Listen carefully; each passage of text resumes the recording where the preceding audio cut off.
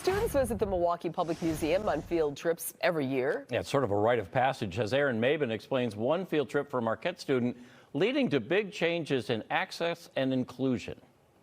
In a building filled with history. Everything has a purpose in this room. One room in the Milwaukee Public Museum stands out. Whether it be specifically for kids, adults, but it can be used by anybody. Lexi Torchia played a critical role in the design of this sensory room for children and adults. From textures to chairs, sound and lighting. With the clouds, you can dim the lights and it can be a calm environment as well. Torchia's connection to the museum began with a field trip when she was a Marquette occupational therapy student.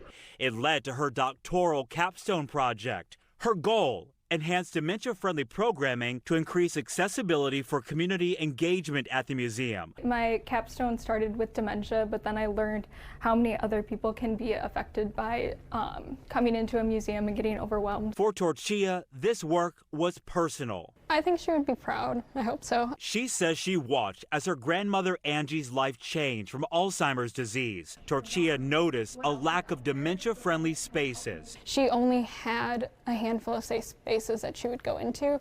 Otherwise, she would sit there and say, I want to go home. She wanted no other family to feel that frustration. Accessibility is typically nothing that museums have historically thought about. Dawn Kosea worked closely with Torchia to make the museum an accessible destination for people with disabilities. They even updated guides, headphones, and sensory explorer kits. You can tailor your visit to meet your sensory needs. These are all available for people with disabilities to check out. They're right there at the ticket windows. You can see them. You can ask, any of our staff. In 2027, the new Milwaukee Public Museum will open. Torchia designed the sensory room concepts for that too. We've picked out the paint. I'll be working with them with the signs. Work to make sure everyone can enjoy history here is far from over.